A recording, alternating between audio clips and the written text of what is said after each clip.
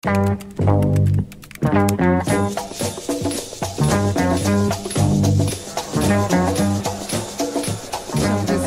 eu digo bem o teu nome. Ikenna Azuike. Oh, very good. O jornalista. Até já. What's up, everyone? Boa tarde. That is my mum and dad. My mum is half German, half Ukrainian, and my dad is Nigerian. As I'm sure many of you guys know, having an African parent, there's a lot of emphasis on education and professions. I remember my dad introducing me to other people, like, okay, this is my son. He's going to be a lawyer.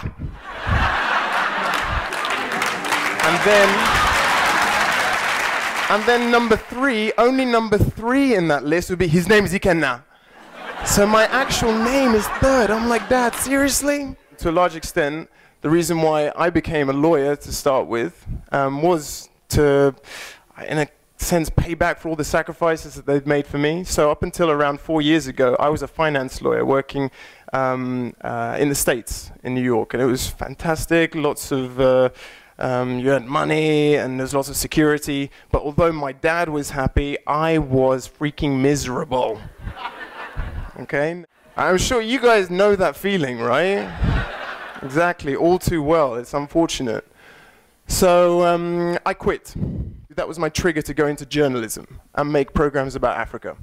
What's Up Africa is a satirical news, comedy, pop culture show about the continent. And it allows me to share my irritations at things like the portrayal of Africa in Western media. But what we hear a lot is that, yeah, Africa is rising. Africa is booming. 6 of the 10 fastest growing economies in the world are in Africa.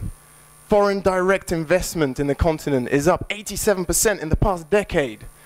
Once a byword for famine, the continent is now the 10th largest producer of livestock in the world. So things are going really well. There's a tech boom, and in particular, Nigerians are getting really creative with tech. Yeah? So Africa is booming, but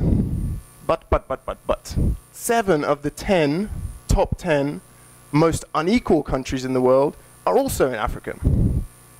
All right? And as one commentator put it, Africa is rising, but Africans are not.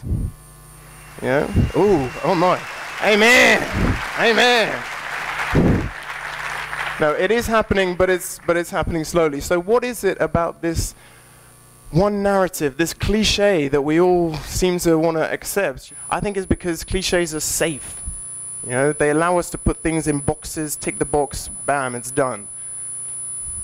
Of course, some cliches are fun, you know, and maybe a little bit true. Like the white guy or the white lady, the pula, is that right? The pula, who loves Africa so much, maybe takes it just a step too far.